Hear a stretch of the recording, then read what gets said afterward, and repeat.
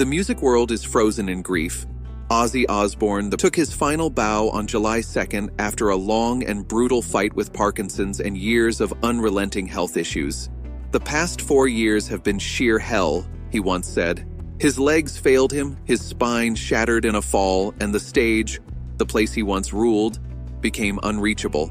This wasn't just the death of a legend. It was the quiet, devastating end of a man who had fought pain with every breath. There was only silence. Born in the gritty slums of Aston, Birmingham, John Michael Osbourne grew up in a house too small, too cold, and too loveless. His father, hardened by factory life, thought emotion was weakness. His mother had nothing left to give. At school, dyslexia made him a target. Teachers dismissed him. Bullies brutalized him. At home, weakness was punished with belts, not compassion. And at 14, he tried to end it all. But fate didn't offer peace. It handed him another beating. He dropped out at 15, aimless and already halfway gone. He took whatever jobs he could find, failed at them all, and by 17, he was starving, body, mind, and soul. A failed burglary put him in prison. That could have been the end, but it wasn't. One day, the Beatles' "She Loves You" crackled over a prison radio, and for the first time, Ozzy wanted to be seen, not saved, just heard. That moment lit a fuse. He didn't know how to play music. He just knew he had to scream louder than the pain. That scream led him to a dingy rehearsal room in Birmingham, where he met 3 other misfits, Tony Iommi, Geezer Butler, and Bill Ward. Together, they formed a band that wasn't about fame. It was about survival. They called themselves Black Sabbath, and their music wasn't polished. It was raw, terrifying, and real. When their debut dropped on a Friday the 13th, critics recoiled, but the broken youth embraced it. Ozzy wasn't trained. He wasn't perfect. But his voice, loud, jagged, aching, was a lifeline for the unheard. He didn't read music. He didn't take lessons. But his pain became melody, his past the beat, his scream the song. Behind the wild stage persona lived a boy who had been told he was nothing. Now, the world listened. Ozzy didn't just help invent heavy metal, he bled it into existence. His every growl was a rebellion, every performance a refusal to die quietly. Even at the height of fame, he remained haunted. The louder the applause, the louder the voices inside him screamed. And now, the scream is gone, but the echo remains. Ozzy didn't just change music, he changed what survival could sound like. By the mid-70s, Ozzy Osbourne stood at the peak of heavy metal, but behind the spotlight, his soul was unraveling. The voice that once gave power to the broken was being drowned out by demons fame couldn't fix. Black Sabbath had become a global phenomenon, their sound shaking the world. But Ozzy? He was slipping deeper into the shadows, numbing old wounds with new addictions, fading behind missed rehearsals and incoherent stares. Tension rose. Tony Iommi grew distant. Then came the betrayal. They fired him, indirectly, without even facing him. Ozzy later said, "They didn't even have the balls to tell me themselves." It wasn't just a band. It was his only sanctuary, ripped away. Alone in a Los Angeles hotel room, curtains closed, he drank himself into silence. "I thought I would fade away," he recalled. To the world, he was still Ozzy. Inside, he was a ghost. But legends don't disappear, they evolve. Sharon Osbourne, daughter of Sabbath's manager, saw what was left of him and believed it wasn't over. "You were the magic," she told him. Her belief reignited something. Then came Randy Rhoads. Randy wasn't just a guitar player, he was a lifeline.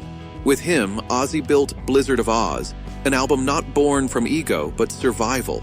Crazy Train wasn't just a hit. I'm Still Here, I Still Matter. Diary of a Madman followed, a scream from someone the world had counted out. Randy gave Ozzy focus, fire, and hope.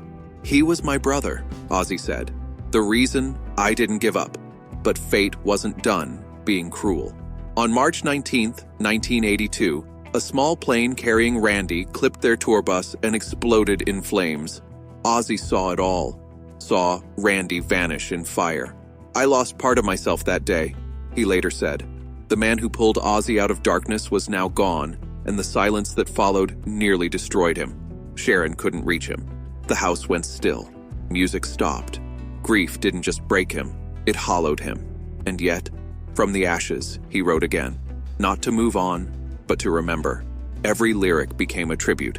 Every show, a promise to keep going. For Randy, he wasn't healed, but he was moving. And for Ozzy, that meant survival. But the darkness didn't end. The late 80s blurred into chaos. Each stage show masked the fact that Ozzy was vanishing again. Sharon fought for him, but his demons clawed deeper. I wasn't in my own life, he said later. By 1989, the drugs had consumed him completely. Then came a night that shattered everything. In a haze, Ozzy nearly destroyed the one person who had saved him, Sharon. It wasn't me, he said. It felt like I was watching it happen from outside my body. He woke up in horror. Sharon, broken but still standing, said she didn't know whether to call the police or call for help. She chose help. Ozzy was sent away, not just to rehab, but to a place where there were no crowds, no noise, just a broken man alone with the wreckage. The public never saw that version. But inside those walls, Ozzy faced everything he tried for decades to outrun. The man in the mirror wasn't Ozzy Osbourne, not the one his children remembered, not even one he recognized. No lights, no guitars, just silence. When a counselor asked what scared him most, Ozzy didn't hesitate. That she'll leave, that I've finally pushed her too far. But Sharon didn't walk away. She looked him in the eye and said, "You're still in there. I know it." It wasn't mercy, it was a war. And in that psychiatric facility, Ozzy fought not for fame or redemption, but for love he nearly destroyed. He didn't walk out healed, but he walked out changed, haunted, quieter, and finally aware of the man he'd become. I realized I couldn't keep falling and pretend it was flying, he later said. I had to choose to live, and live he did. Not in peace, but with brutal honesty. He returned to music, not with rage, but with clarity. No More Tears wasn't a comeback, it was a reckoning. Songs like Mama, I'm Coming Home weren't just hits, they were confessions. It was me trying to be human again, Ozzy admitted. The world listened. Still, every show was a battle, every sober day a quiet miracle. Sharon stood beside him, no longer just his lifeline, but his equal in the fight. She saves me every day, Ozzy said. Their marriage, once fractured by madness, became something unbreakable.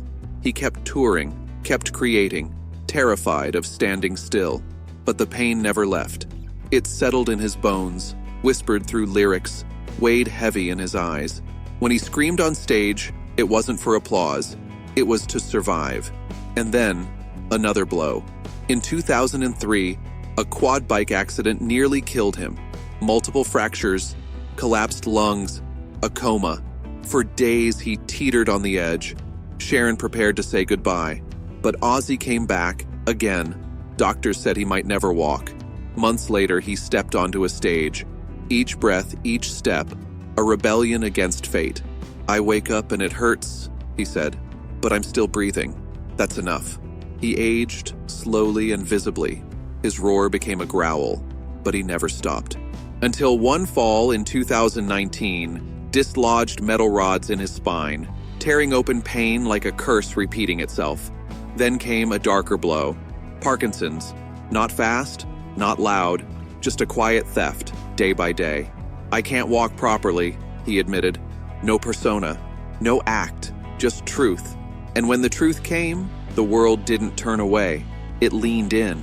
Despite surgeries, tremors, and constant pain, Ozzy released Ordinary Man, a raw, aching anthem of survival. I'm still here, he sang. And it wasn't defiance anymore. It was grace, not fire, but endurance. Every lyric, every breath, a protest against the silence waiting at the edges. Ozzy Osbourne, who walked through fire again and again, and chose to keep walking. I'm not ready to hang up my mic yet, Ozzy Osbourne once declared, a line packed with fire, hope, and defiance.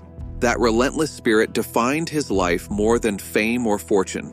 Through every fall, every fight, he rose again, proving true legends don't disappear. They leave echoes. In his final years, Parkinson's disease silenced, replacing pyrotechnics with trembling hands and a fragile voice. Yet, Ozzy refused to quit. "I'm still fighting. I'm not done yet," he said.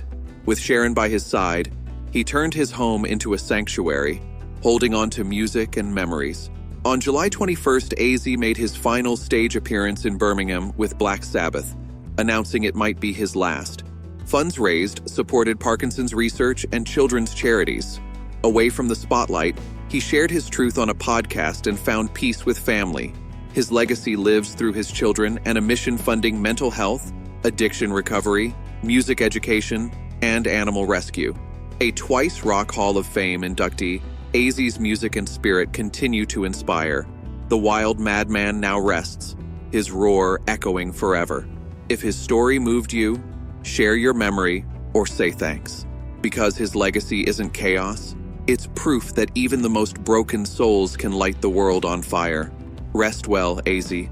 Please subscribe to our channel for more videos, and don't forget to press the bell icon.